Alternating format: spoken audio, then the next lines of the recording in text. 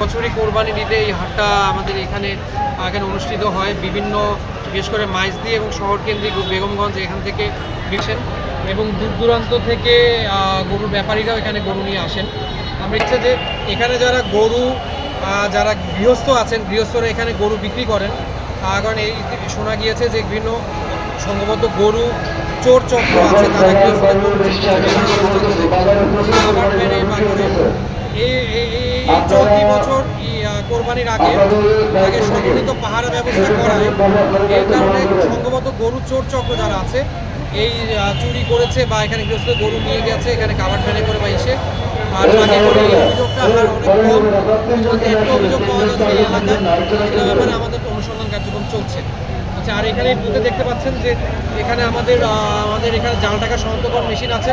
এখানে আমরা হাটের যে কর্তৃপক্ষ আছেন ইজারাদার ব্যবসায়ীদেরকে গরু ব্যাপারীদেরও বলছি যে এখানে কারো যদি জাল টাকা শনাক্তকরণের কারণে কোনো সমস্যা হয়, কোনো কনফিউশন থাকে তারা এখানে আসতে পারবেন এবং এখানে দিন নিশ্চিত করে নিতে পারবেন। একই সাথে এখানে হচ্ছে যে আমরা এখানে ট্রানজ্যাকশন বা এখানে মোবাইল ট্রানজ্যাকশন যে মোবাইল ক্যাশ যে পদ্ধতি আছে বিভিন্ন অ্যাপসে, সেখানে তাদেরকে আমরা এখানে উৎসাহিত করছি গরু ব্যাপারীদেরকে হাটের ইজারাদারের মাধ্যমে ওনারা জানি ট্রানজ্যাকশনটা মোবাইল ক্যাশের মধ্যে বা ব্যাংকিং চ্যানেলের মাধ্যমে করেন, তাতে এখানে ওনার আর্থিক নিরাপত্তাটা আরও সহজতর হয়ে যাবে।